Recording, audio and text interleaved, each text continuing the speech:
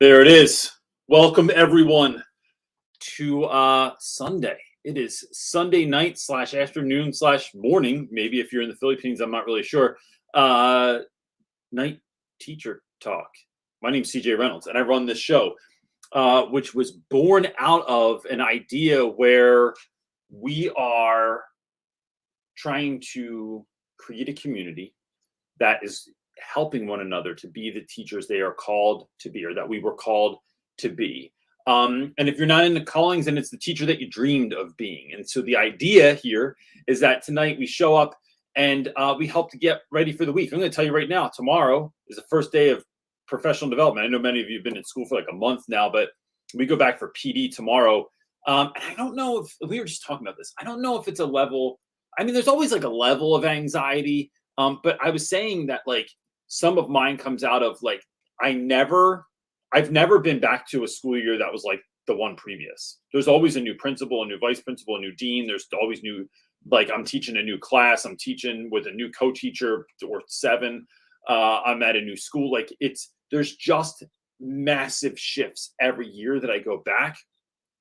And so that's something maybe we'll talk about tonight. What do you do with that kind of stuff and all of that? But you know, the idea here though is that this isn't just you, that teaching is a communal activity, that we are in community with, yes, the people that we work with and the communities that we work with and the students that we work with, but also where can you find other people that are like, I don't know, they're like you, that are like a little bit left of center, like you might be in the classroom. And then this is one of those meeting places. So if you're interested in anything else that we're doing, you can go right to rapwithreynolds.com. And look, to that point, while you're getting questions and stuff set up, I just think that one of the things that we could do in going back to school. So when I think about like feeling a mixture of like excitement and probably some anxiety in there and like not knowing where to start and not knowing what to do and just trying to think about like, how do I go into tomorrow? What am I going to do?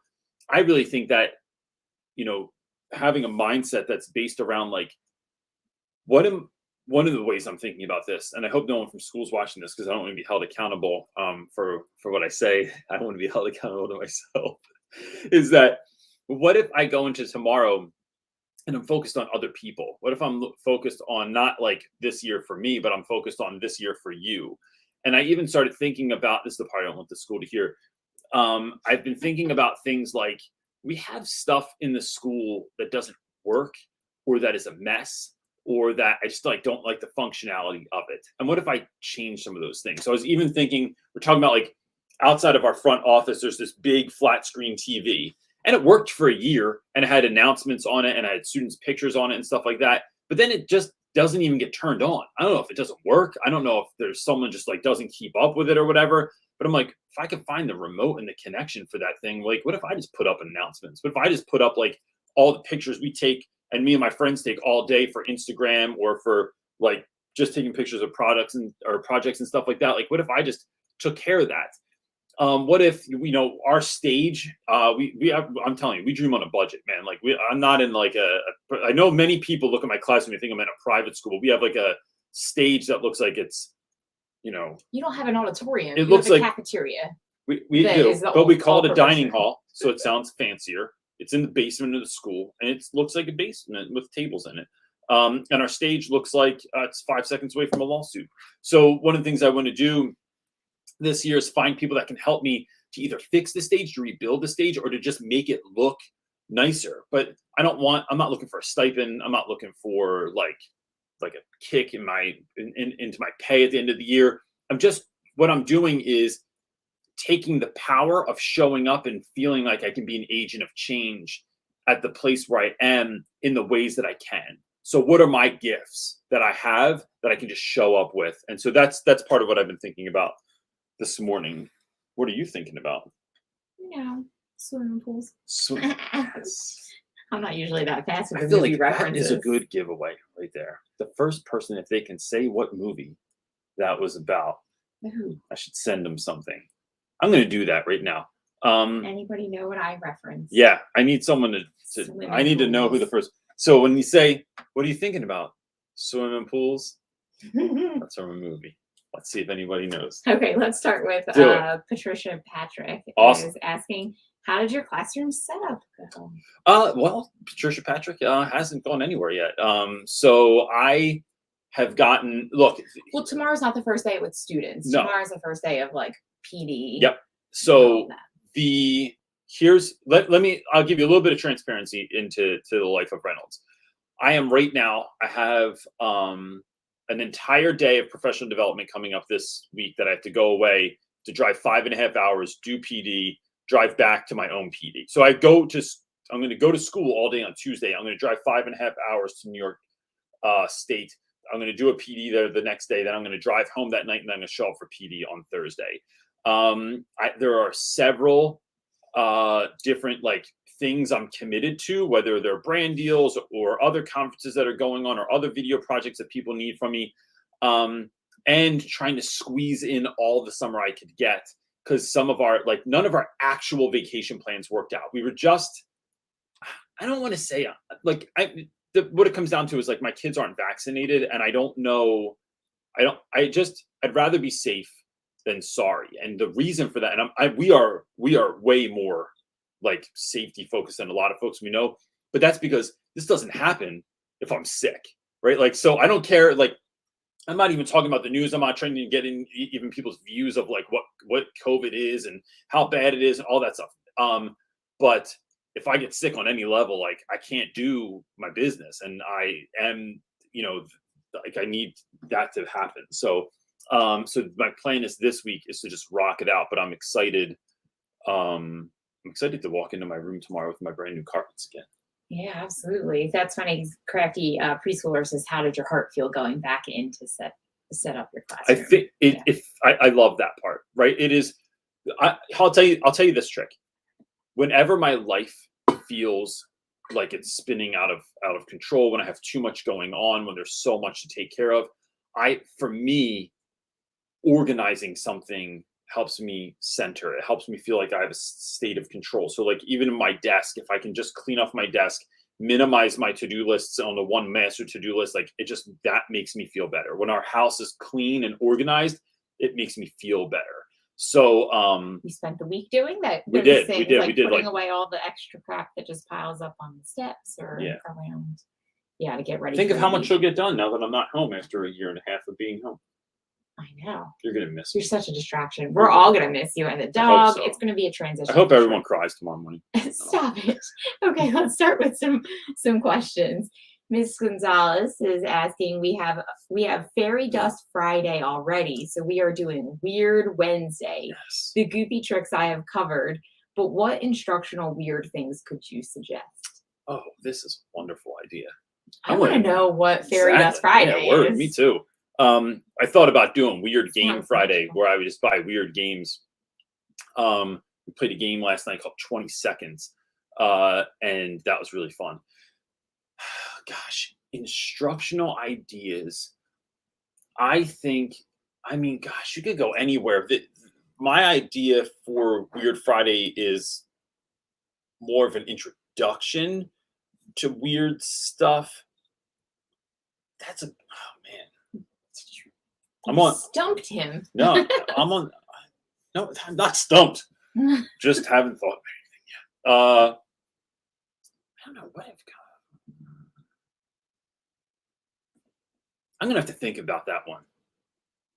Miss Gonzalez did stump me a little bit. Can you write a note for that? Because I'm gonna think about that one. If anyone else has an answer, I would love to hear it. But what instructional weird things could you do on Friday? I will say I have, if you go on my YouTube channel to the playlists, there's a playlist of Weird Friday things. Some of that might inspire you, that I've added to over the years. And everything I put on there is I'm fairly certain they're all clean. You might want to watch it first, but nothing has any curses in or anything like that. And they're all, from what I remember, good for every age. But the idea behind Weird Friday for me is how can I introduce you into something that's bizarre or strange, but is also kind of oddly wonderful. And one of the things that the students get so upset about when I show these videos every Friday, there's someone that goes, "This guy has too much time on his hands. Who would even spend their time doing that?" And I think that conversation always looks a lot like, well, like, how much time do you spend like playing video games like all day? And like my man made this amazing contraption. And the thing is, what I want kids to really pull away from it sometimes also is that this idea of like the things we're passionate about, we don't pick, right? Like, so like I love gardening. Gardening's not a chore for me, but it's a chore for other people. Like they hate, like it gives me great sense of peace to go into my out front on the stoop, like, and live in the city. So it's like to just like pull grass out of the cracks, it just gives me a sense of joy, peace, and I love it so much. I know that's not everyone's jam, but it's like when you're thinking about like, so Kobe Bryant, like if you've not read this book, Mama Mentality, it's really great. And there's a documentary based, I think it's based on the book too, because there's so much overlap. I assume they came from the same place. But this idea of like when you're playing basketball, you don't do it because you have to. You do it because you love it, because you want to, right? Like when I grew up and played drums, I'd practice drums 3 to 3.5 hours a day. And I did that because I loved it, not because I had to. I mean, there was a slight level of obsession there, but yeah, I think that's where that comes from. And I want kids to tap into that. I want kids to find that thing that they love so much, that they want to do so much, that they can't help to go a day without it. All right, our next question comes from Chronically Speaking. My admin stopped me and my giant rolling cart of work on my way out on Friday. She told me to stop leaving at 6 p.m. and taking home hours more worth of work for me. I am a first-year teacher teaching. Oh, I didn't know this was a two-parter. Okay, if you want to start speaking to yes, that. And then, all right, so I'll speak to that first part. Got it. Okay, go ahead. 3 preps, and I'm only 3 preps, and I am the only science teacher at my high school, so I have no PLC. I am already improving at staying caught up at grading, but I feel like I'm constantly planning and replanning because I don't know.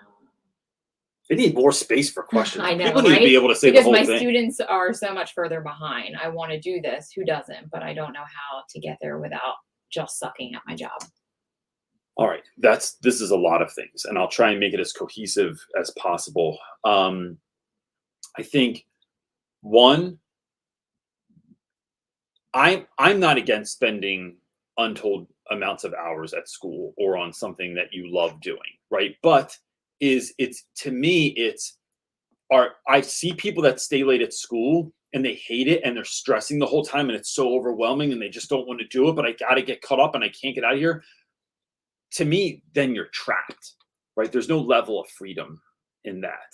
And so what I want to do is, I think when you operate out of that place, your year suffers for it because you suffer for it. And if you can't show up as the best version of yourself, and that doesn't always mean you're on 10 or you're on 11, right? It just means that, are you at the best you can be that day, given the circumstances, right?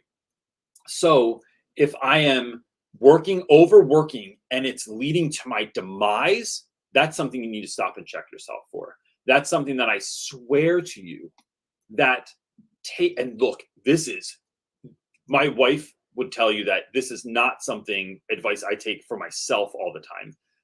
Taking the time off and doing something with it. So that could mean Netflix and chill. It could mean hanging out with friends. It could mean going out and getting dinner with people. It could mean going to the trampoline park. I don't know, whatever your jam is. It's something that's filling you up. There is value in that. And here's why. Because when you fill yourself up so much, what you're teaching is an overflow of that. You can't come second. You have to come first. Now, that being said, I have spent many, many nights at my school until midnight, until 1 a.m, and on a few occasions until 4 o'clock in the morning. I've been at my school. Now, that's crazy, but it's also when I had little kids. And so it was like I got a sitter that could only sit after my kids were in bed. So then my wife and I would go up to school later. And then we knew that this was our one and only shot. So we'd spend until 4 o'clock in the morning at the school. But I loved it. It's like, it's 4 a.m. There's no one in the building. You got jams pumping in the background. You bring snacks up. It's like it's just like it's great. It's so fun. I love doing all of that stuff. So it's never like even like those late nights of setting up my classroom in the beginning of the year. It never wears me down because I love doing it. So it's like if there's actually nothing else I'd rather be doing in those moments than doing that because I get so excited about doing it. So that's one thing. So you can take admin's advice, but I would take admin's advice if you're burning yourself out. If you're not burning yourself out and you're loving it, I would say they just don't know who they're talking to right now. What was the last part? Or this? Do you know? Do you remember, babe? I'm sorry. 1 second. I felt like there was three. I felt like there was something Yeah, on she each said, one of those. she's the only science teacher at my high school, so I have no PLC. I am already improving at staying caught up and grading, but I feel like I'm constantly planning and replanning because my students are so much further behind. Okay, so planning and replanning, I would say this. You need to stop recreating. Like if you are, I don't know, I'm going to read into this just because I've seen this sort of thing a lot of times. If this is not you, then I don't know. Just go with the spirit of what I'm saying. But it is not about recreating the wheel. I think that it's about reimagining the wheel. That it's not about looking at something it's like looking at what you need to teach and then sprinkling magic on that. So like buying it, like, and get your school to pay for this if you can. Like it's like buying curriculum from somewhere, but from a trusted source, right? I'm not just saying go on CPT and order the first thing you see on there, but make sure that it's from a trusted source, or find a curriculum and say to your school, hey, this is what I need because this is where our students are. Base it on the students. I have a whole nother video on that coming out. It's called How to Get Whatever You Want in School. And then you need to find a PLC is what I would say. And look, I would literally go to our Facebook group, put in there what you're teaching, who you are, like that sort of stuff, give people the intro, and then see if you can find people that you can connect with. Because I think that sometimes PLCs at school don't work out because I don't know who picks them and who decides who's going with who. And like sometimes you're just in there with a bunch of miserable curmudgeons. And sometimes you're it's just like not always the group you need. But I think building your own, right? So what we're talking about here is freedom. And what we're talking about here is gaining power and control. So I don't stay at school because I have to. I stay at school because I want to. I don't just go to the meetings that I have to. I go to, well, this isn't good advice for people. I go to the meetings that I want to. I don't hang with people because I have to. I hang with people at school because I want to. My personal like learning community or professional learning community, like those are people that I align myself with. So I've gone to PLC meetings that I don't feel like I'm really, I try and do my best, but like, that's not my jam. It's not my crew. I make my own crew that like, when I go in school tomorrow, I'll be hawking out that whole room and figuring out who, because all my, so many of my friends have left. It's like, who am I aligning myself with this year? Who has good energy? Who's excited about what they're doing? That just pours into you and helps you get better. And then look, I'll say this to your last piece there. And I've said this so many times, teaching is the only job that people think we need to be great at as soon as we start. And it's not true. Teaching is so often, I used to say it's like swimming, but I think it's more like boxing. Learning teaching in college is kind of like learning boxing in college. It's watching a whole bunch of like film, it's studying and practicing and hitting bags and stuff like that.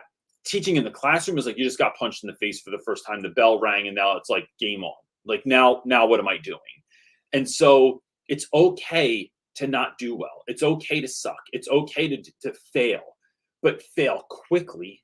And then here's Chris Carson's favorite word, pivot, right? So what you have to do is see what's going wrong, like get to that point of failure as fast as you can, and maybe you don't hit it. Maybe you're just like, oh, we just cruised through that. It was great. Or you get to a place where you're like, okay, this sucks, but I'd rather something suck for a day or a week instead of a month or a term or a year. So when I see that it's not going to work and I see this is a bad idea, going, all right, this didn't work, and then just change and then do something different. That's the best piece of advice I can give for you, because look, you're just not going to be that good. You might surprise yourself sometimes. I'm not saying you're going to suck, but it is going into it with that learner's mindset of like, that also doesn't define me either. Whether or not my students like all pass, whether or not my lessons are all fire. It's like it is always constantly a growing, ever changing thing.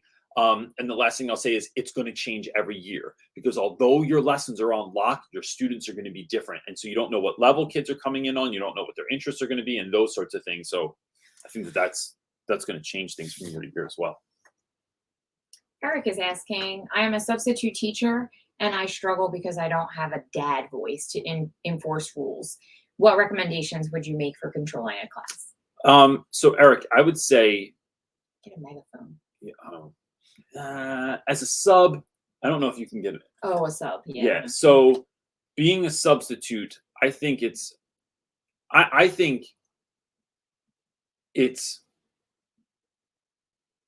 right. So we're going to go this way, right? It's less about controlling a class, and I think it's more about leading a class. That's why I have sort of and look, I know it's like some people get real hung up on words. I don't usually get really hung up on words, but even things like classroom management, I have this whole idea of like a series that I want to do on classroom leadership, because I think people that lead are much different than people that manage. Managers straighten the chairs on the deck of the Titanic as it's going down. Leaders figure out solutions to problems that are happening. So even if that's the thing, I just think sometimes changing our thinking and changing the words that we're using on something can have an impact. I think in regards to what you're talking about, it's just going to take some doing. And what I found is that that substitutes that I know that have had a lot of success are the substitutes that come back and back and back and back and back. So they start knowing some of the kids, they start knowing some of the teachers, and then it's about being clear on your why for anything. So it can't just be, I never, ever, ever do something because it's the school's policy. I just don't do it. Or because this is what the school decided how we're supposed to handle something. I need to be able to explain to my students why something's happening, and it cannot be because the school told me so. Now, look, but there are things I do that the school told me so, but it's because I believe in it, right? And if I don't believe in it, then I go and have a conversation with the powers that be and figure out what we're going to do from that. And if I really don't like that, then I just figure out how I'm going to handle it on my own anyway. That's a whole nother conversation. But to this point, I think it is connecting with students, letting them know when they come in, like what the outcomes are. And it is like, so when you come in, are you allowed to talk while you're doing work or not? Right? It's like, as long as it's not very loud, I don't care if kids talk while they're doing work. It's up to you. You get to decide whether or not you're going to do work. There's other folks that want it silent. Like many of my friends have silent classes when they sub. No one's allowed to talk. Can someone go to the bathroom? I don't care if you go to the bathroom, but it's one person at a time. And so what that does is, like, while someone's out for a really long time because they're basically cutting class, now you just screwed everybody else over that needs to go to the bathroom. I can't let you go. I'm not going to let you go. I'm not going to have multiple people out of the building at one time. So what if you can't enforce the rules because you have a lower voice? Like if you're a person that doesn't have that big booming because voice. I don't think the voice equals the respect that you get. I think it's your consistency. I think it's you having a sense of like clear expectations and being as fair as possible. So some teachers have rules that they are just there for no reason, right? Like you can't write in pencil. It's like, what? That's so silly. Like, like, I don't know. Why can't I write in pencil? Like, or why can't I can I move my desk? Yeah, I don't care. Like, there's just certain things I don't care about. So I think it's looking at the expectations that you have, and then I think it's developing yourself. I think that, look, because if someone just had to have and I'm just using their term, dad voice, right? Like, I think there are studies that show that boys respond to men's voices better than they do women's voices. It is something in the timbre of their voice, especially kids who like come from a single parent home, where they literally, the tone of like a mother's voice or like someone that has a higher pitched voice, they tone it out, right? This is what studies have shown. And that when men talk like, they talk like this, or even if a woman has a lower octave of voice, like boys will respond to that more. However, I know people like my friend Sarah at school, like she has a very high voice. Hannah has a very high voice, and they just but they know who they are. They know what they're about, and they have a level of confidence that it doesn't matter because they're going to stare you right in your eye and go, bro, you're stop, or you got to go, or stop, or this is going to be the right, like what's going to happen next. I want you to succeed, and it's building those relationships and stuff too. So I think that's somewhere where that comes from. It's having very clear expectations, but then it's so much of teaching is working on us and not just working on kids. All right, another Eric is asking, I just graded my first test as a teacher, and one student made a 2 out of 100. This is something that I never anticipated, and it hit me hard. Has this ever happened to you, and how should I handle this? Yes, I've had kids get it a 1 out of 5. I laugh at this because I always feel bad when I grade those tests for you if we're grading together. Yeah. I'm always like, oh, and you're like, no, that kid just doesn't do work. No, that kid doesn't do any work. You're just mean. So I think there's 2 ways to do this. It's to say, bro, you got 2. Like depending on the kid, right? This conversation is going to look different. That's everything in teaching. There are no silver bullets in teachers, no one way to do something. So I would handle that. There's a couple of different ways. You can say, like, if a squirrel took this test, it might get a higher grade than you did. But you also want to look at if a kid really struggles. Like maybe that student is like, I don't know, like maybe they are just very, very below grade level. And in that place, I wouldn't use humor. I would say, look, you got a 2 out of 100. So 1, you didn't get a 0, right? You got 2 points higher than a 0. 2, what can we get you to? So it's really looking at like, how can you help that student scale? So when I get a kid that gets a 0 on a vocab test, I'm like, bro, you got a 0. Like that like, all right. So we can't go down. That's the good thing. We can't go any lower than this. Can we get a higher F next time though? Like, can we just rig the game to win to get a little bit higher? Then those are the kids that like next week, if that kid gets a 20 out of 100, it's like, all right, look, still sucks. I mean, like if you were married to someone and you were like, what would you give your marriage? It's like a 20 out of 100. Like, oh, that's terrible. But we got to a 20. And then like mark that increase. That's 20 from a 0 to a 20. That's 20% better you did. Can we jump up to 25, 30? Can we get to a 50? Like, and then what you do is you start helping kids to scale. My guess is there's a couple of different things going on here. Either you have a child that is very below grade level and doesn't have the skill or ability to do the work, or you have a kid that doesn't care. And kids that don't care don't have a why. And kids that don't have a why don't give a crap about anything, because there's no reason for me to do this because I don't see this playing an important role in my life. Because if I really believed it in my heart that this was important, then I would shift my behavior. But people that don't have 6-pack abs just don't think that eating right and doing sit-ups are going to actually get them the 6-pack abs. That's why they don't do it. Like, if you really think about it, you think, gosh, it's just, I don't even know if I can do it. Like, I don't even know if it's really going to even work. So your why has to be there. And I think it then comes down to sitting down with that student and figuring out what is their bigger why. Can't be college, can't be passing my class, can't be this is going to be on the thing for next year, can't be, well, we have to take state tests and this is going to be on there and you're not going to pass high school. It's, what do you want? What is your life about? What do you want to do in your life? And then when you realize, get a kid to paint a picture, to dream, because I think students have largely lost the ability to dream, that they're going to, or they dream, but it's like, what? Like you're going to be in the NBA, but you're a senior in high school and you never played on the football team yet, and you're 4'2" and you're skinnier than a dead model. Like, I don't see how that happens, but it is, I think, giving kids a very clear picture as to what this is going to look like, what you want, and then figuring out why does this test fit into that? Because this test, it's not about just love of biology. It's not just about having a love of reading.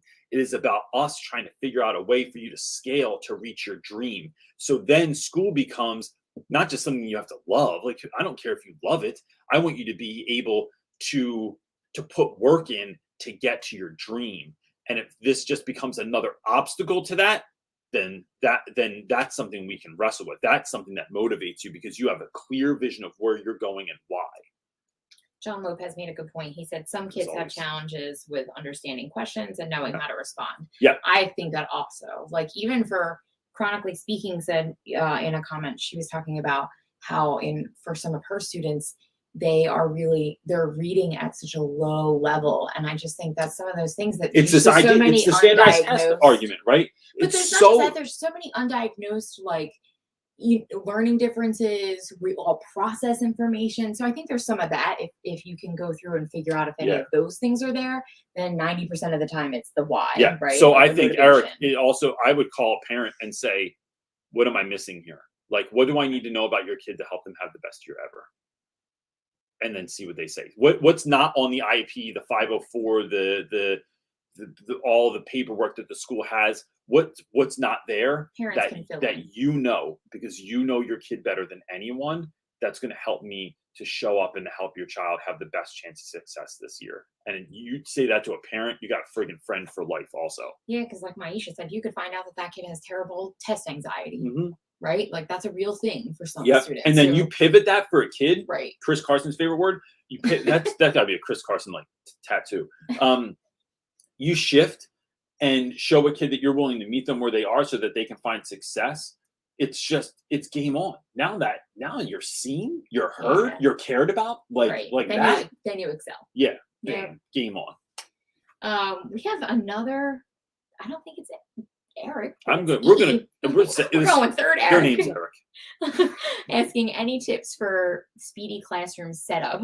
I caught COVID and I just found out I will only have 2 days to set up my room before students come. Yeah, this is a great question. I would say focus on not the cuteness or the beauty or the fun of your classroom. Focus on students. So make sure you have the right number of desks. Make sure that all of your desks don't wobble and they're even and neat and all that stuff, or tables, whatever you have in your room. And then run through your day.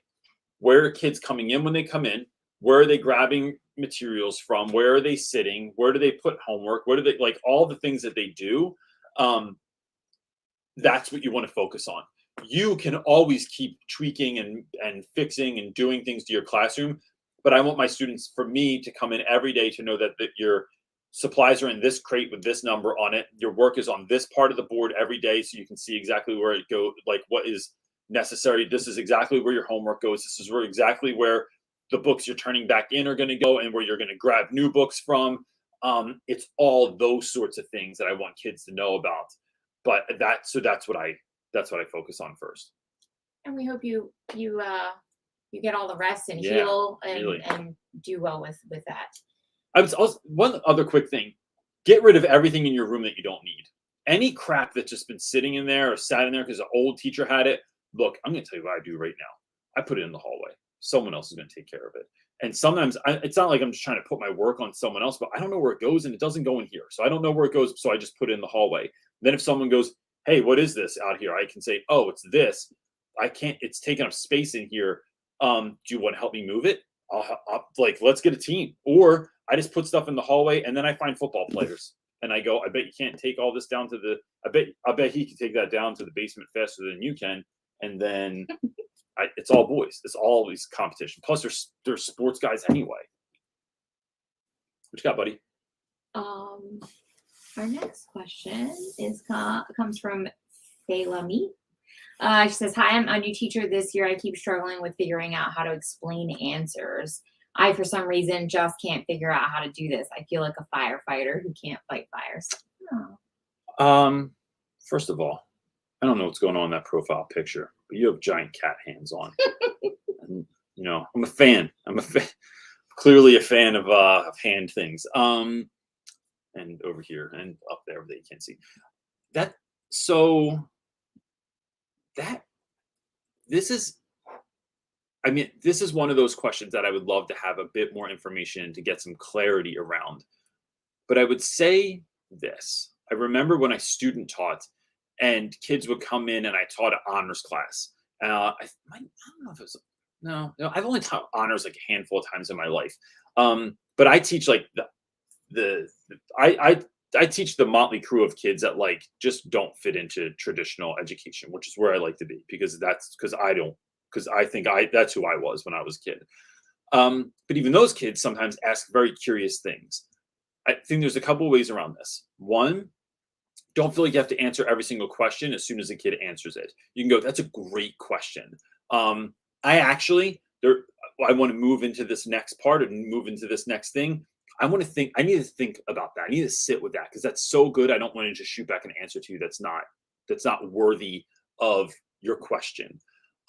Two, it's getting other kids to explain things to one another, or getting other kids getting kids to look up stuff themselves and find the answer themselves. The other thing that I think is that, look, you could ask some of the people you work with. I really think that there is a thing in education where people are so ashamed of the things that they are not. And that is so heartbreaking because there's so much that you're bringing to the table that is you, and that's how you should be showing up. Like when I do talks, I talk about one of my favorite shows of all time in the 1980s was the A-Team.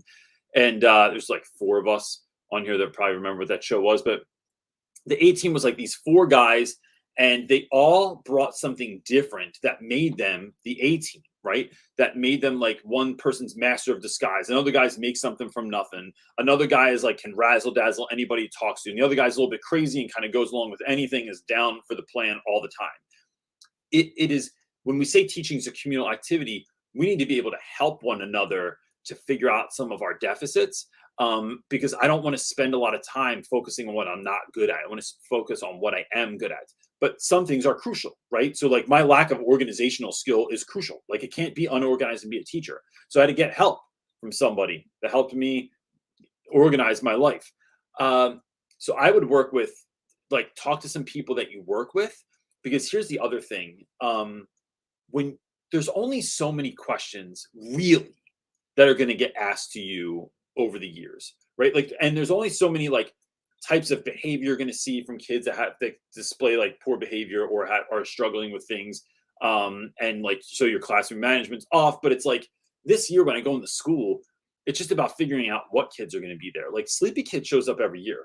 Spazzy kid shows up every year. Kid that can't sit still shows up every year. Kid that doesn't believe in himself shows up every year. Kids that's questioning like their life or their sexuality or who they are, or have some sort of existential crisis. Like those kids show up every year. That you just have a new, are in a different body this year. But I taught that already. Taught that kid, and so you get to this place where you feel like you really can handle stuff because you've already done it. So it's so important that you work on you, so that you can be the best version you can. Because once you get to that place, you're going to find that there's like explaining answers. There's only gonna be so many questions over the years. There's only so many topics, and then you get really good at doing that. So I'd focus on also just don't look at the whole thing.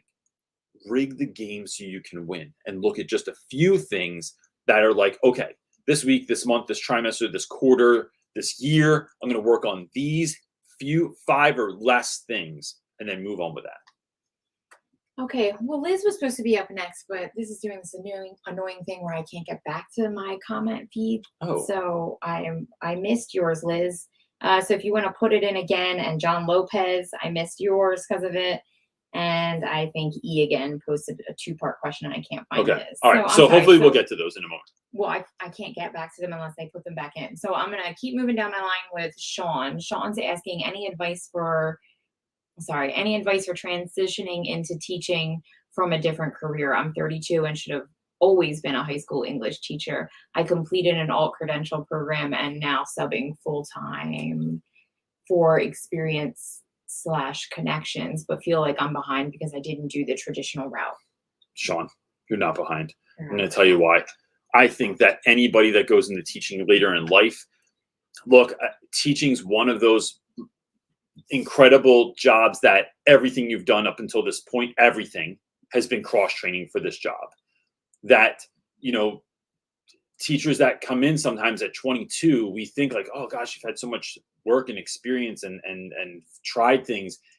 I just think that like you're bringing all of who you've been before to this job, and that's going to look like a million different things, but I just think that it's empowering, and you should remember that, like, no, you're bringing all of that with you, and that's a great thing.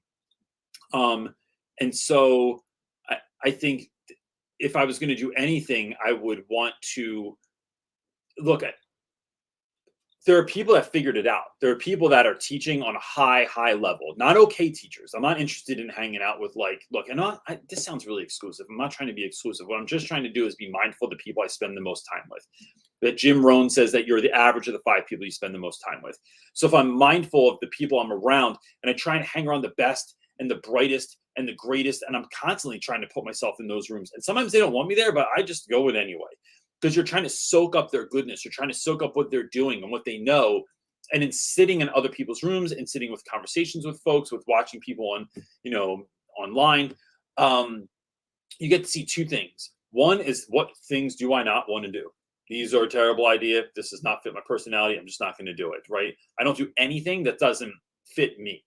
The second thing is, you're of course going to find people that you do get down with, people that do have procedures, routines, disciplines, things that their practices that they're doing, that you're going to go, yo, that feels right. And so that's what I would do. And then just start actually doing those things, and move forward. Fail, like I said, fail fast, try stuff, but don't under any circumstances wait to be the teacher you dreamed of being. I say this all the time. Like, don't wait till you figure it out. Don't wait for the year to go by. Don't wait till you get a sense of what school's like. Don't wait till you have tenure. It's like, just start now, because that's going to be the fastest way to grow. The fastest way to get better is to really go hard on something and try, and then figure out what doesn't work and then not do it anymore. Don't make the failure last the whole year. Oh my gosh, man, that's like friggin' tedious. It's like, no, this isn't working. Like, we have to figure out another way, and then like be relentless in how you're going to do that. I think teach with reckless abandon. That's the move all the time. I'm going to just read Liz's question. I think this is the one that I can't find. She Word. put it back in. She's asking, Friday was our 3rd day of school. We had a bomb threat. We had to be evacuated to the stadium. There was police, helicopters, and works. I imagine students are going to want to talk. Advice. 1, students might want to talk. 2, students might not want to talk. When we remember that young people are often told speak when spoken to and then are never spoken to, I think it's really important to remember that kids don't even know what their voice is, and they don't even know why talking about this is important, or they might connect it to some other sort of traumatic moment that's happened in their life, and now it's scary to unlock some of that stuff. I don't think it's about ever dictating anything. It's about facilitating everything. So what you're doing when you have a conversation with students about anything that happens. So when we lose a student to gun violence or to anything else, it's about, or like when, Black Lives Matter protests were getting out of control, some of those, like, and that's a whole nother conversation, but like when kids couldn't sleep all night because the dumpster was on fire under their apartment, when Mr. Wallace was shot in Philadelphia last year, my students like lived on that block or knew his kids and stuff like that. Like, these were all things that happened. And it's about just creating a space in your room that's safe, that allows kids to explore, express, and share who they are and what they're about and what they're feeling and thinking. And when we do that, what we're really doing is creating a space where you can go in and say, man, that scared me yesterday. It made me feel concerned for you all. I'm just wondering how you all are feeling about that. Are you scared going forward? Or did it make you angry? Did it make you sad? Did it make you upset? Did you not care? Like, where are you coming from with that? And then letting kids direct that conversation. What I'm doing always is asking leading questions that get kids to share about it, because I know that it's not that we're angry or sad or depressed or lonely or whatever other feelings, any of us feel. It's what do we do with that, right? When Mr. Rogers says, what do we do with the mad that we feel? When we feel so mad we could bite. It's about that song is about doing something with your hurt, doing something with your pain, doing something with your worry, and just merely creating a safe space where students can share, and not just share, but know that they're cared for, know what someone's thinking about them, and know that like we push the curriculum aside for today because you're what matters, because education is only ever about students. I think creating a space like that and letting kids talk about whatever they want to talk about. Now, the only thing you have to look out for when doing that is that someone's not talking over someone else, that we are learning to be active listeners also. So that's, oh, you have an idea too? Wait a minute, hold on. I love what you're about to say, and I really, really want to hear it, but I can't multitask. I can only do one thing. So just hold on for 20 seconds. And I want to hear every single thing that you have to say. Okay, I'm sorry. Go ahead. Finish your thought. That breeds safety. And then letting kids know that it's not just your class. Like, it's not just right now. If you think it's something after school, if you're still worried about it tomorrow, just come talk to me about it. And then I think that's how you move forward. I'm really sorry that happened too. That it's so unfortunate and sad. Especially to start your school year off that way. That's hard. John Lopez's question is back up here, and he's asking, have you read The Godfather? Chicano Claus has sent you a copy along with some gift cards to Dunkin' Donuts so that you can have some coffee. Chicano Claus. He's better than me than Santa Claus. He is. I mean, I'm a grown man. I don't get Christmas presents. I've not read The Godfather. I actually didn't even know it was a book at first, and I actually didn't see the movie until I was much, much older. And then I went through a period where I went back and watched like a ton of movies that I heard about, like, but I never saw. Like, I never saw Scarface. I never saw The Godfather. I never saw Gone with the Wind. I never saw Sound of Music, like Casablanca. So I just like made a point of like trying to watch like a ton of movies one year that were like, this is stuff I never saw. And I probably feel like I'm probably missing out. There's still a ton of those. Like Citizen Kane, never saw Citizen Kane, never finished Mean Streets. Anyway. All right. Zachary, thanks, Lopez. My buddy. Zachary Ross is asking, I'm sure this is relevant for others too. First day of school tomorrow. This will be the first time all students have been in person since the start of the pandemic. What advice would you give to set the tone and make the best year possible for students? I teach mostly freshmen. Zach, the feelings you must be feeling right now as you're sitting there on a Sunday night in front of your computer getting ready for tomorrow, I can only imagine is like, there's a lot of anxiety. For anyone that's feeling a lot of that anxiety, I want you to remember this: that anxiety, that fear feels a hell of a lot like excitement. That same feeling of going up on a roller coaster. It's like, am I anxious? Am I stoked? I don't really know. It's the same thing. Same feeling. First time you go in for that kiss for someone, right? It's like a different feeling. And so just make sure you hit the lips and not the nose, because that becomes awkward. Not saying I ever did that, but I might know a guy that looks like me that did that one time. So anyway, I think that the only message I want to convey on the first day, right? I have a whole video called the first day of what I do on the first day of school, is about really getting the point across to kids that they are my primary focus, that I want to be here. I'm actually excited. Now that sounds so dumb to so many people, but how many teachers in your life, did you ever have someone in your life that told you they loved their class, that they loved teaching, that they wanted to be here? Like, maybe you did. That's awesome. I never had one teacher in my life tell me, I'm so glad you're here. I'm so excited to do this year. No one ever. So telling them how happy you are to be there, how great this year is going to be, and how we're going to move through this together, because you want them to find an uncanny amount of success in your class, that you want to really get to know who they are and what their strengths and weaknesses are, and then to build on both of those. That, I think that conveying that is the number one thing. And then the next piece is really getting to know your students. And so in that first and second day video that I have, they really walk you through those steps.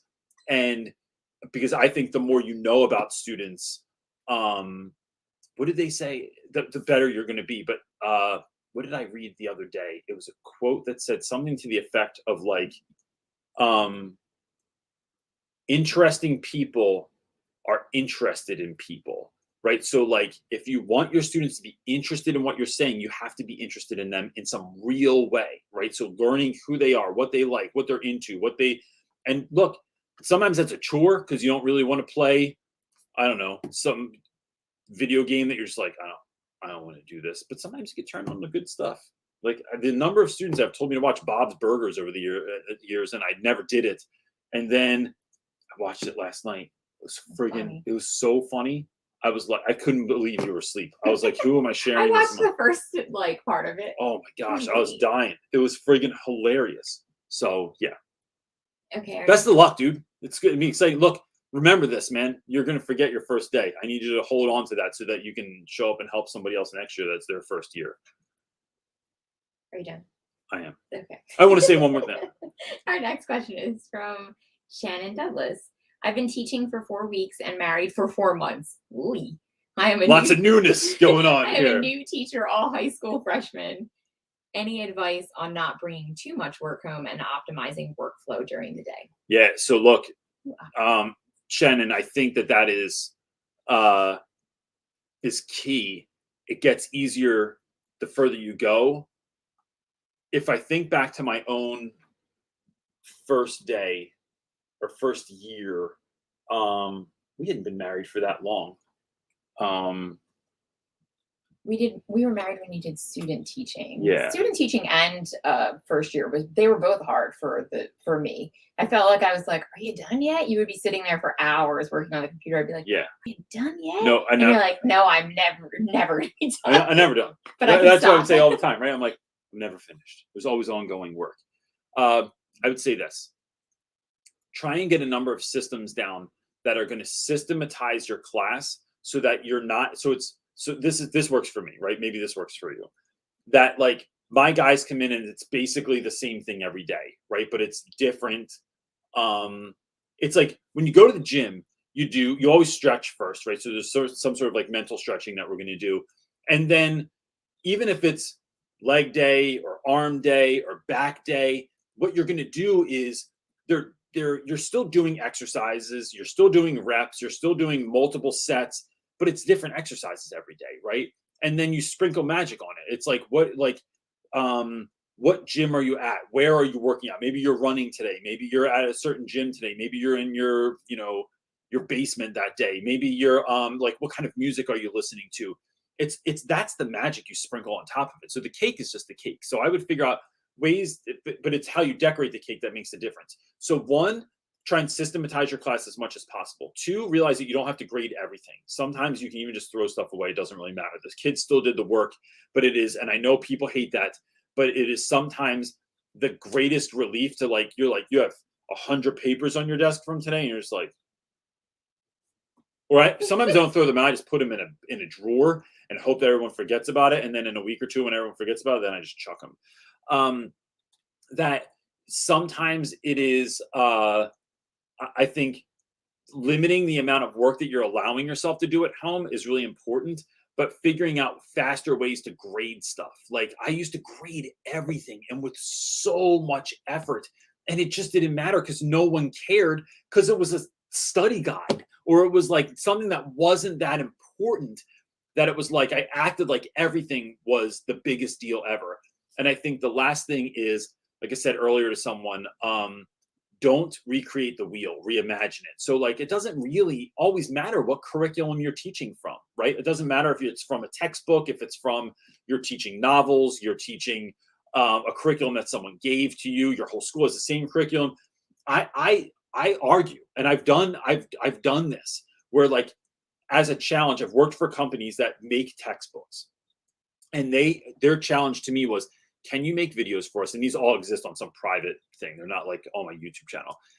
We would love if you took this lesson from this textbook and we want to see what it looks like to sprinkle magic on it. And then you just do. You can take anything and do it. So that's what I would focus on, is those handful of things. That's really going to, I think, bring a lot of benefit this year. Okay, our next question comes from Scott Ordway. I've been out on the team to try and help create a new culture at school. How do I get buy-in from both staff and students? How do I maintain a realistic mindset for helping to make changes? I think, one, it's not always systematic change. I think, Scott, that, I've used this quote before that I forget who said this, some doctor, I'm forgetting what her name is, Jill, Dr. Jill, says that you're responsible for the energy you bring into the room. I think nothing changes a school like the energy of the people that are in it. That if we can get people that are feeling creative, that are feeling like less stressed, that are feeling good about their lives and the work that they're doing, they just enter into a room differently. I would start aligning myself with people that are doing that. And so what you do is like, you make this small group of people that's so attractive that they don't walk out of meetings worried or mad or upset. Or if they are, it's some sort of like righteous anger, right? So I get angry a lot in school, but what I don't want to be is apathetic. What I do want to do is like, if something aggravates me, I want it to be like a righteous anger that I want to fix something that I feel like is wrong or that's not good for teachers or students. And then that's a different space to work out of, I think. But when you do that, that becomes really attractive to other people. So what you don't want to have is an exclusive group. You want to have an inclusive group where people can come and be a part of this. And then that starts changing things. And then start thinking of small changes that are going to have the largest impact. So you could do some big giant shift. So a guy that I work with used to run a video game night. And so they would have like all the teachers would bring in their video game consoles. Some of the students would donate theirs. And then we'd have like a game night where like there were all these projectors or big like smart screens around the room or in a particular hallway in the classes. And there were different games in different rooms. So like maybe Madden's happening over here, but over here Call of Duty's happening or Fortnite or whatever it is. And that was great. And that created a big shift and helped us to really connect with students. And it was awesome. But then I've had other folks that are just like, they open their classroom up during lunch, even once a week for just teachers. We're not having lunch with students today. This is just a quiet time for teachers to come in, to sit with one another, to laugh, to tell stories, to tell jokes, to like feed off of one another's enthusiasm, or to share a day that's really difficult for them. But you're doing that in a way that is like, this is the safe space. That's a very small change, and you don't have to do anything to prepare for it except to just make sure your room is a welcoming place. But that's some of it. I really believe in having dinner with people, either at your house or going out somewhere. The shared experience builds bonds like nothing else. And so that's the other thing I would do. Bring your baby to school. That'll just win everybody over and make them feel better. Right, and connects people. People love seeing your kids. Here comes the best name of the Okay, day. Savannah Ghost Research Society is asking, starting the year with Persepolis and 1,000 Splendid Suns, we're also going to pool in current events. Any idea how to not bum them out with heaviness? I'm doing a lot of heavy hitters this year. So I've never taught 1,000 Splendid Suns, but I have taught Persepolis. The thing that I love about Persepolis is that although it is very, very dark sometimes, there's so much that happens in that book that is currently still happening in the world, like in many, many places. So this is not like a history book. This is like something that did happen in history, but man, can you believe this is still happening now? I think that's a good tie-in. I think that there's also a lot of moments of like protest in there, like people that are like, so like Marjane's family is like her, especially her uncle Anoush. There are all these moments in there where like they're standing up for what they believe in. And so last year we did a project called Hip Hop is Poetry, or no, that's a different thing. Hip Hop is Protest. But we looked at all different genres of music, from like Crosby, Stills, Nash and Young, to Young Thug, to Bruce Springsteen. Like what are different ways that people protest? And then how do you find your voice? What could you do? Because to be honest, kids, you have the internet, and the internet is everything. Like governments have literally been destroyed by people on Twitter. Movements are happening all the time online. So what is the voice that you have, and what do you want to share, and what do you want to say? And then I think that the other thing with Persepolis is that there are all these beautiful moments of comic relief. And so it's like looking for the love and the light in any moment. But also, I think, going back to Mr. Rogers, one of the things that his grandmom used to tell him all the time when he would see scary stuff happening on the news is that you always have to look for the helpers. So you're not just looking for the people that are the problem. You're not just looking for the stuff that's on fire. You're not just looking for the people running out of the burning building, but you're looking for the people that are running to the burning building. And if I look at something like, my students and I talk a lot about September 11th, And as all these folks are kind of running away from that situation, if this horrific event happened, how many folks were running into that, and how many people were loading trucks after that and sending supplies and giving money and time and energy. That to me is like, if we can train our students to do that, and then not just be bought all the stuff that the news sells all the time, but just to look for the helpers, I think that gives hope. So you're not just reading about dismal events, you're looking about how people are standing up, what they're doing, how they're showing up afterwards. You're looking at like that side of it as well. Oh, my turn. Your turn, girl. Get it. Okay.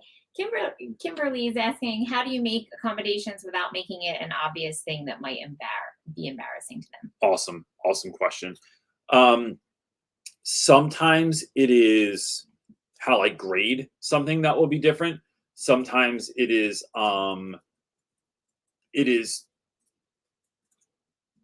like there are multiple types of assessments or tests or assignments, and so kids don't know who's getting what. So like I might hand out papers or hand out something that students are going to work on, but like the changed ones, the ones that have accommodations on them, are on the bottom.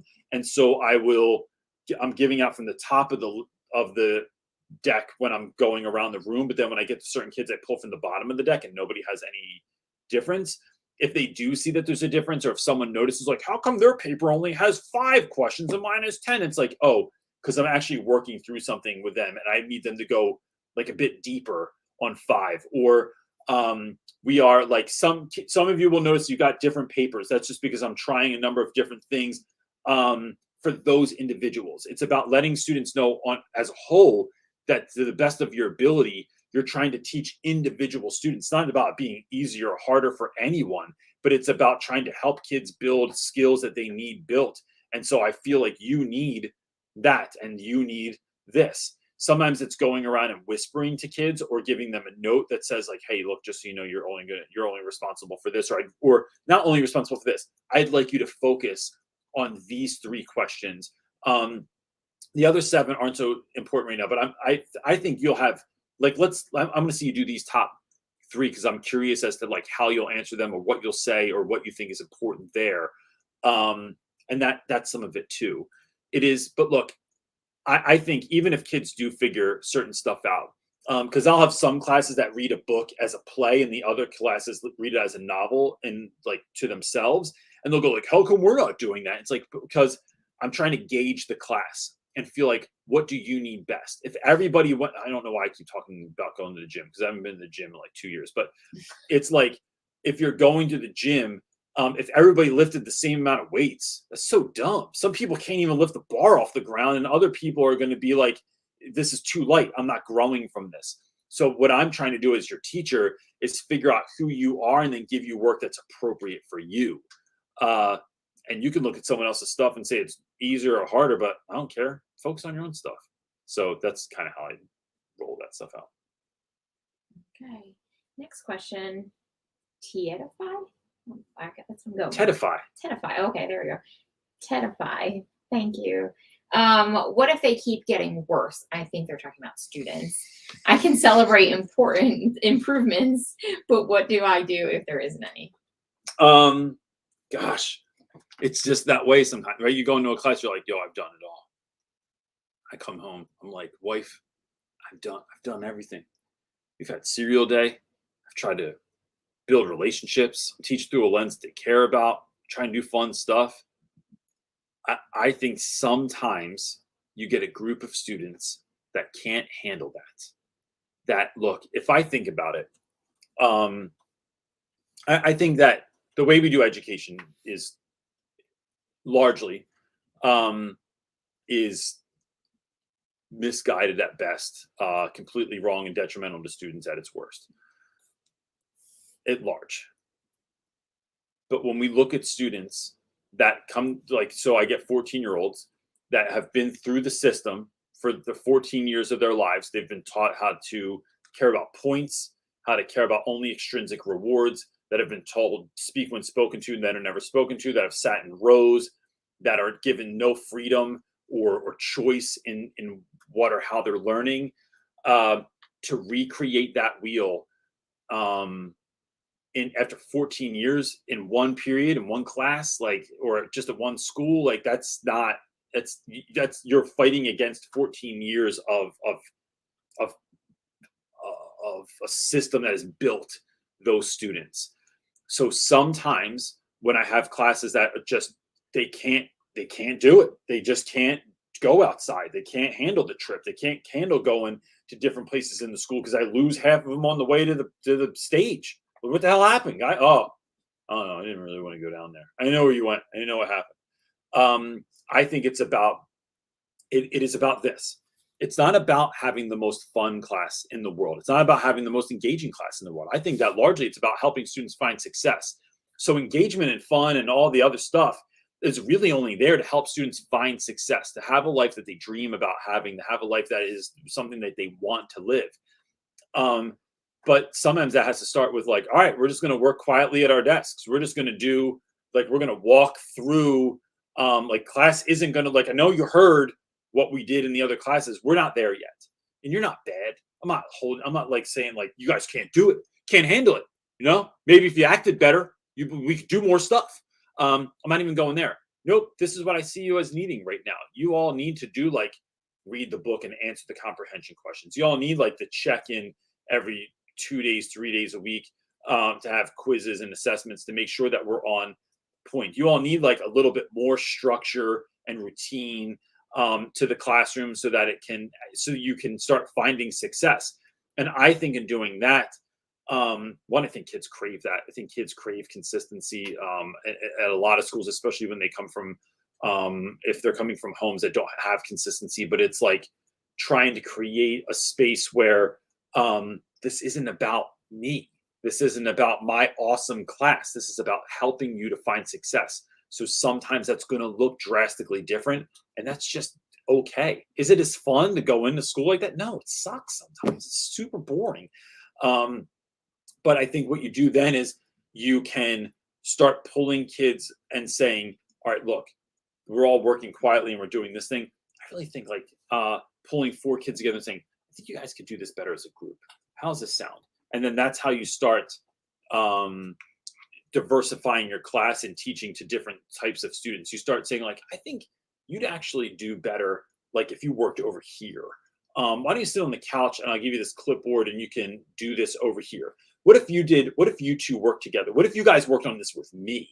So you start so you like get things on basically like on a lock, and then you start figuring out from there how we're going to navigate this year and do this sort of thing. And sometimes you get to a great place by the end of the year. Sometimes you don't.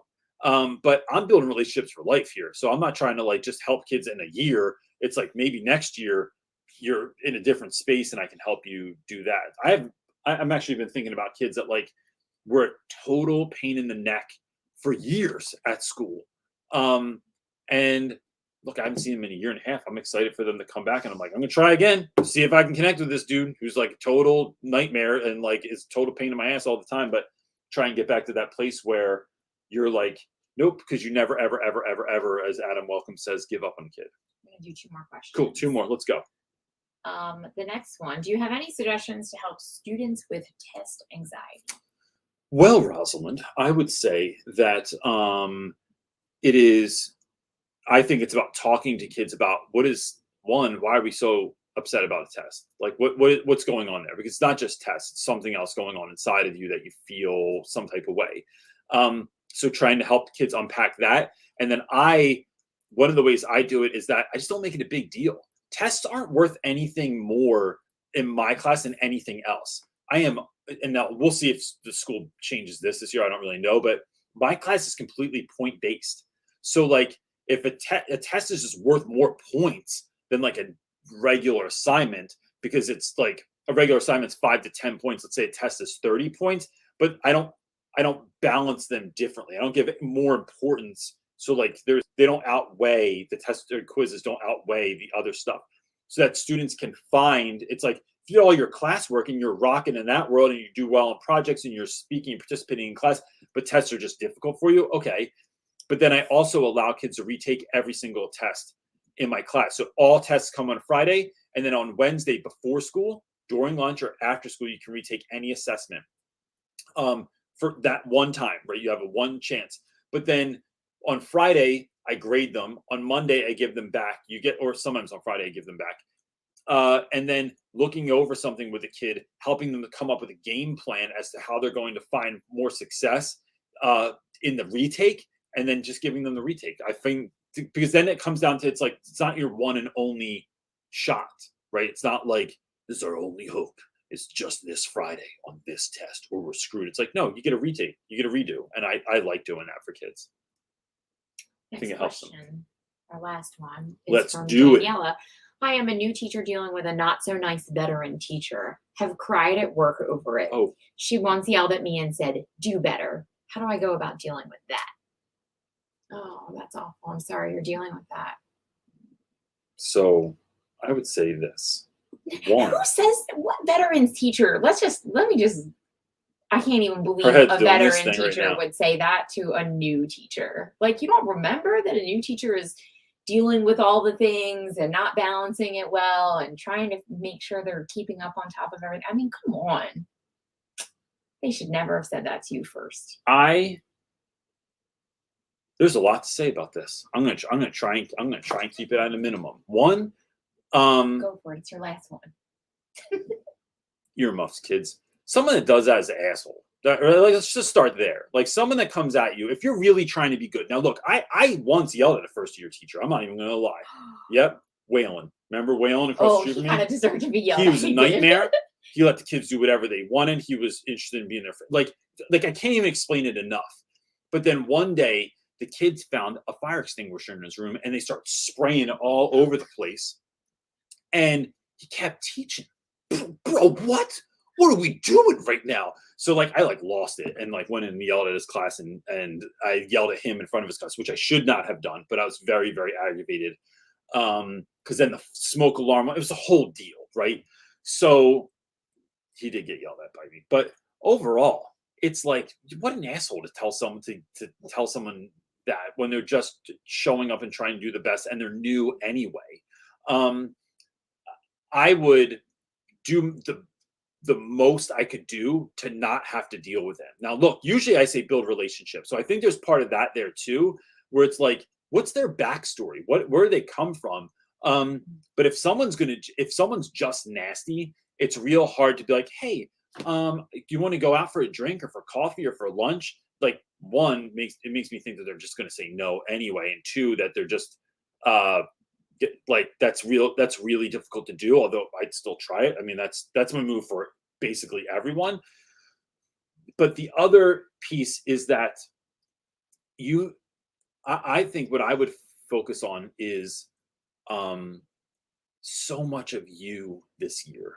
How do you become a person that, when someone gives you feedback, that you're not crushed by it? And look, this is so much easier said than done. I 100% get that. But I have to work on this all the time, that I don't like negative comments. I don't like bad feedback. I know I need it. I know it's the only way I grow. It's the only way I get better. But I don't like it.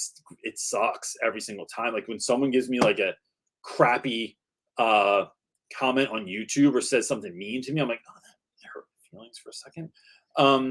But then I have a thing that I go through, and then it's just no, I'm not here for you anyway. I'm here for kids. And so I think that it's becoming the best version of yourself that you can, so that you can show up and be the strongest version that you could be. I think the other thing is what you're doing is focusing on kids. And if you focus on kids, that when someone doesn't like what I'm doing, there's a level of me that just I give no craps. I just don't care, because I'm you clearly don't get it, because I'm over here trying to help kids. That's what this isn't about me. This isn't about my classroom. This isn't about being cool. It's not about being the funnest or winning teacher of the year. I'm showing up for students. So I think when we can do that, that helps also. And then it's really trying to surround yourself with people that are going to help you get better, that are going to be a positive voice. And I mean, people that are constantly, you are with them all the time, every day, as much as possible, inside of school, outside of school. those are the folks that are filling you up. Because here's the fact of the matter is that they might, if they're real friends, like I'm talking your ride or die homies, like friends, like when I talk about my friend Cho all the time, Cho is someone that I could go to and say like, yo, so-and-so said this to me. And I'm like kind of pissed off. And she might go, Cho's the kind of person I will go, you do that all the time. Or, yeah, I see that also. Or like they'll keep it 100% real with me. Or she's someone that because she's willing to do that, I trust her when she goes, that's so dumb. They don't even know what they're talking about. Like, don't even listen to them. That sometimes other people know us better than we know ourselves, but those have to be trusted individuals that you're like in some sort of like connection, covenant, or community with. And when those people can speak truth into your life, like there are moments when like my wife will say something to me when I'm feeling some type of way, and I go, no, you're right. Like I have to just be open to that. Like no matter what my ego's telling me, what my feelings are telling me, like my wife is speaking truth into my life right now, and I need to be willing to let that in. Yeah, that sucks. I'm really sorry that you're dealing with that. That's so aggravating, especially when you're trying to show up and be your best, and then someone just wants to be an ass and like do better. Whoever did better because someone was like, do better. I know, right? Oh, it's like not even helpful. It's not constructive criticism. No. Next time I'd be like, I'm trying. Like make them feel. And there's different ways. I'm trying. I would go like this. Actually, that's great. I'm gonna write that down. I'm gonna write down do better. I'm gonna try. I haven't thought about that yet. I'm going to look into this whole doing better thing. I think you're onto something. You should write a book. How to make friends and influence just titled people. Do Better, and the inside's completely blank. How to do better. Oh, I'm sorry. I hope you had a happy Monday, like in a better week this week. So look, gang. Hang in there. I don't know what I'm doing now. Are we going shopping? The day I'll tell you is about young. your boy right now. Guy that ran every single day in 2019 doesn't fit into any of his dress pants. You know why? Because these athletic shorts have grown with me over the last year and a half. And so my plan is I am buying one pair of pants. I'm only Old Navy. We're not going. There are no name brand, no fancy name brands this year. It is Old Navy, one pair of pants, 5 shirts. I will wear the same exact thing every single week, over and over and over again. Shame himself and not shaming myself. I'm limiting myself because I don't want to own bigger clothes. But when you don't move as much, I like you think about how much you move in school, and now I'm just like sit at this desk all day for both jobs. I'm like my level of movement. I couldn't. I would have to exercise so much to match my level of movement, and I'm just not gonna do that. So yeah, I got to go buy 5 shirts, and so if you see videos and it's like, damn, Reynolds wearing that shirt a lot. Stephanie Shook hit the nail on the head, and it's John Lopez's peanut brittle. That's really what to do. It is. Don't eat John Lopez's peanut brittle. You can have some chocolate. Yeah, go ahead. Let's all have some chocolate. That's what we do. All right, gang. I hope that you have a really great week. If there's anything else that we can do, you can find everything, the links to everything that is available on the link, but now that Danielle's question still up there. RealRapWithReynolds.com. You can go over to our Facebook group and join that, and really find more people that you can really connect with and get along with. And that's it. Next Sunday, it will be my day before. Oh, actually, next Sunday's Labor Day. Yeah, you haven't decided if we're gonna. Yeah, let's see. Probably. But then I'll be back to school at that, and that should be exciting. Start making videos in school and getting kids involved again and stuff like. Whew, man. It's a whole new world. Whole new world. I'm excited. I can't wait to see videos with students again. Well, I'll make it happen for you, baby. Thank you. I miss them. All right, gang. I hope that you have a wonderful week. And we will see you next week. Peace.